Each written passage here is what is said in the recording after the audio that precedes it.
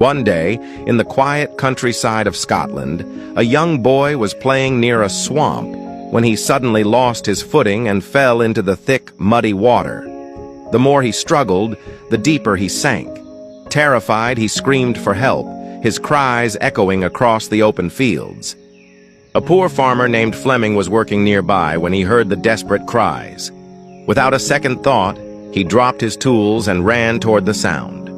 As he reached the edge of the swamp, he saw the child flailing, barely able to keep his head above the water. Thinking quickly, Fleming grabbed a long, sturdy branch, waded into the muddy ground, and stretched it toward the boy. With great effort and at the risk of his own life, he managed to pull the child to safety. Exhausted but relieved, he helped the boy to his feet and sent him home. The next day, a luxurious car stopped in front of Fleming's modest hut.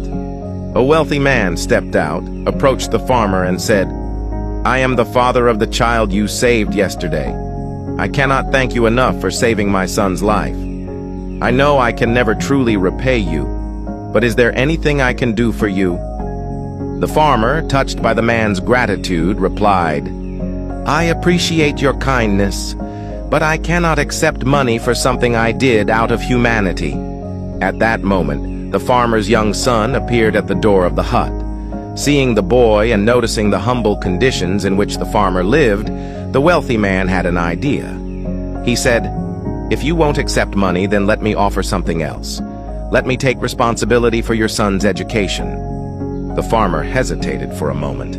Sending his son to a prestigious institution was beyond his wildest dreams, but realizing the incredible opportunity before him, he nodded in agreement. Thanks to the sponsorship, young Alexander Fleming was admitted to the finest schools, where he excelled in his studies.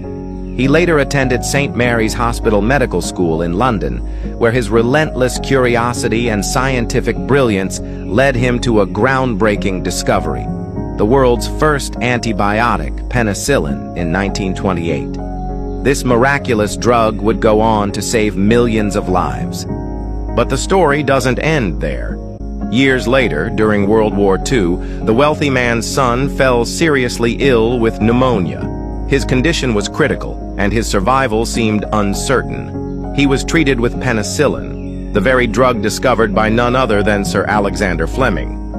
That wealthy man's son was none other than Winston Churchill, who later became the Prime Minister of Britain twice. This story is a powerful reminder that kindness has a way of coming full circle. A selfless